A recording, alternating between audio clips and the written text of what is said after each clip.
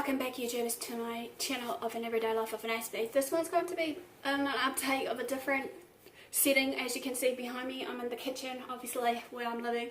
This one's going to be a baking with Aspie series. Hopefully you're enjoying some of these. Let me know in the comment section below, as well as giving me the heads up by the thumbs up. It's much appreciated if you can do so that I can continue to bringing out some content, be it health and well-being versus everything else that's health related, so that you guys can enjoy. So this one's obviously, if you haven't seen the last video of what I did in the baking with Aspie series, was recurrence of based on a sweet muffin. This one's going to be the savoury cheese muffin with a bit of a twist, because obviously what's listed here in the ingredients that I'm going to list in the description below can put anything in it, but this is my take of the savoury cheese muffins. So the very first step, obviously all these ingredients will be listed if you're wanting this recipe, is 1 tablespoon of chopped celery, 1 tablespoon chopped red or green pepper, 3/4 cups of grated tasty cheese, which in my case I'll be using Colby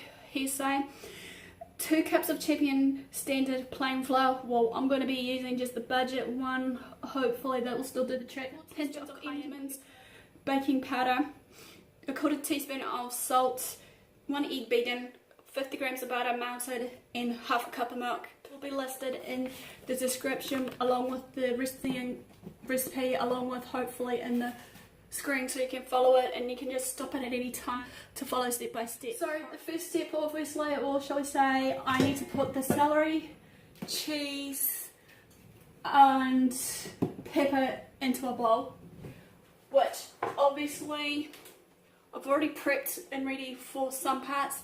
So this one's obviously done and ready for you, but I'm going to add it up. As I said, I've just grabbed a couple of handfuls of ham to chop up with pepper and cheese, since I ran, like I said, this will vary for the ingredients needed, and you know, hopefully in saying this, that, you know, depending on your taste, whatever you like, hopefully this will do you the world of good. So is Sift and flour, cayenne pepper. So as we need to know about when it comes down to this, we need to bear in mind that when it comes down to sifting, especially flour and baking powder, especially because they come up in lumps here, so, and we don't want that, do we? We want it perfect. When I'm doing some of my baking is level it out with a knife to get it perfect, because most baking stuff requires what I've learned to do so. So what we need is 2 cups of flour,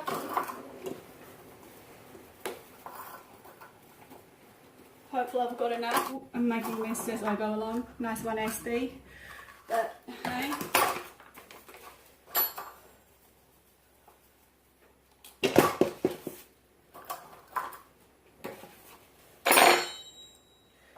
just a heads up also, just to let you know, basically this recipe I'm using is based in the Edmonds cookbook that I'm borrowing or been using for quite some time. And cayenne pepper obviously is another way of it, but hey, I've got black pepper here, so hopefully black pepper should do it too. Cayenne pepper, from memory, when making this, brings out more of the flavour of the cheese if you were to bring out the cheese. Baking powder, 1 teaspoon. Okay. Which I'm going to cheat, and if these are 1.5 here, to save time and energy, we'll do this.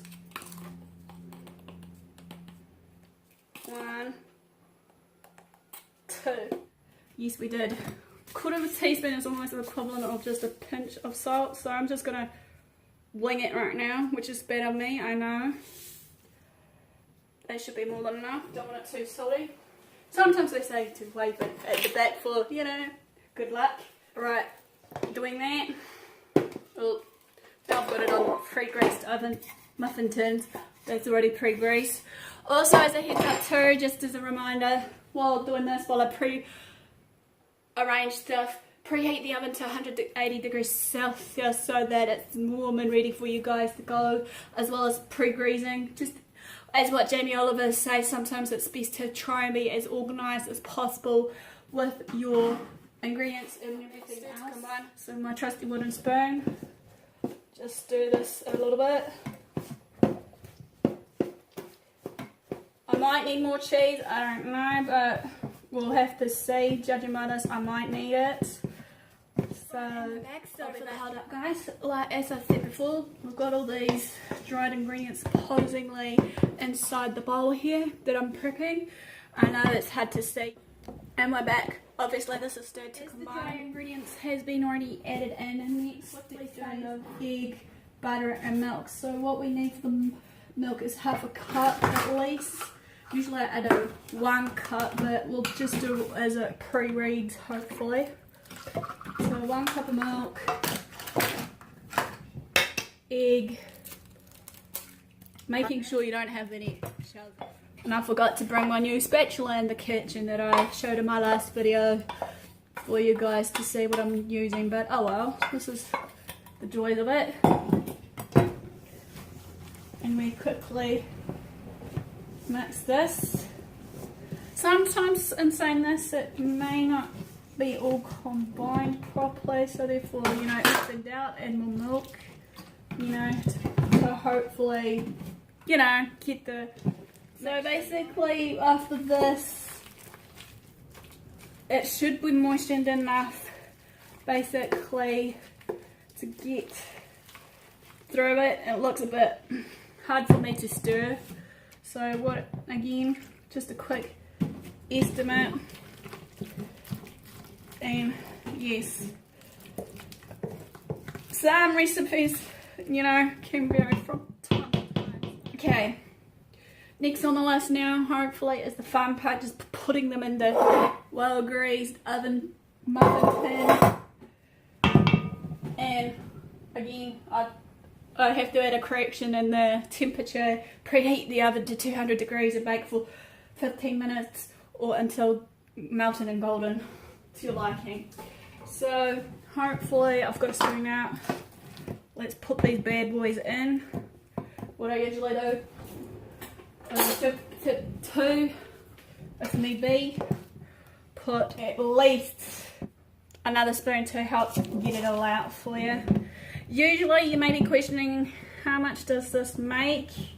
From this recipe says it can make 12, and I'm guessing that's due to the reason behind it. If you're using muffin, like a small muffin tray, but as you've seen illustrated, mine's large big mamas, so it might just make half of that, depending really. Almost done.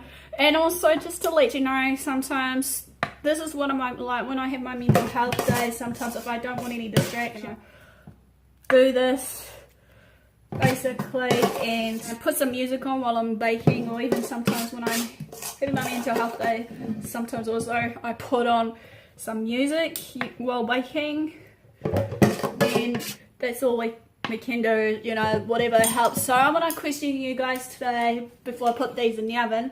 What do you guys usually do as a something to do with your mental health, be it it's like what I say to you, for me to keep me in the zone and my mental health in check is usually making sure, number one, I'm drinking a lot of water. Do you guys exercise? Do you write? Do you do this? Do you write music? Do you write poems? Whatever it may be.